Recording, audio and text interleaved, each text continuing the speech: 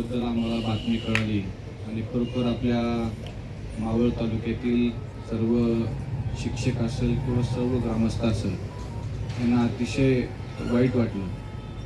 ठीक आहे, काम करत असताना आपण स्वतःची काळजी घेतली पाहिजे।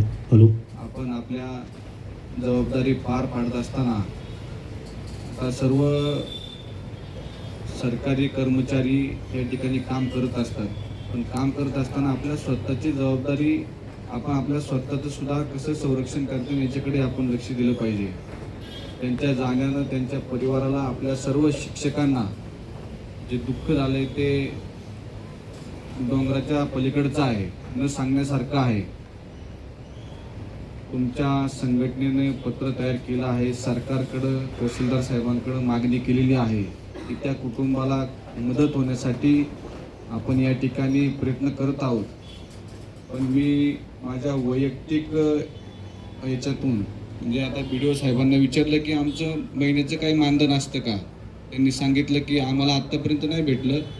पण मी त्या कुटुंबासाठी BDO साहेबांना सांगितलं की मला जे 1 महिन्याचं मानधन भेटतं ते मानधन त्या कुटुंबाला डायरेक्ट तुम्ही दिलं तरी काय हरकत नाही।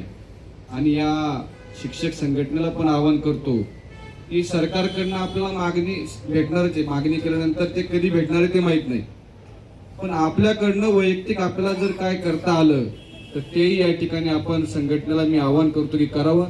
आणि माझ्याकडनं मी या ठिकाणी या ताईला शेवटची भावपूर्ण श्रद्धांजली म्हणून माझ्या 1 महिन्याचं जे मानधन असेल त्या ताईंच्या घरी पोच करावं असं या थोरात साहेबांना विनंती करतो। आणि या ठिकाणी मावळ तालुक्याचे आमदार सुनील अण्णा शेळके यांच्या वतीनं आणि आमच्या पंचायत समितीच्या वतीनं या ठिकाणी या ताईला शेवटची भावपूर्ण श्रद्धांजली समर्पित करतो आणि या ठिकाणी थांबतो। रामकृष्ण।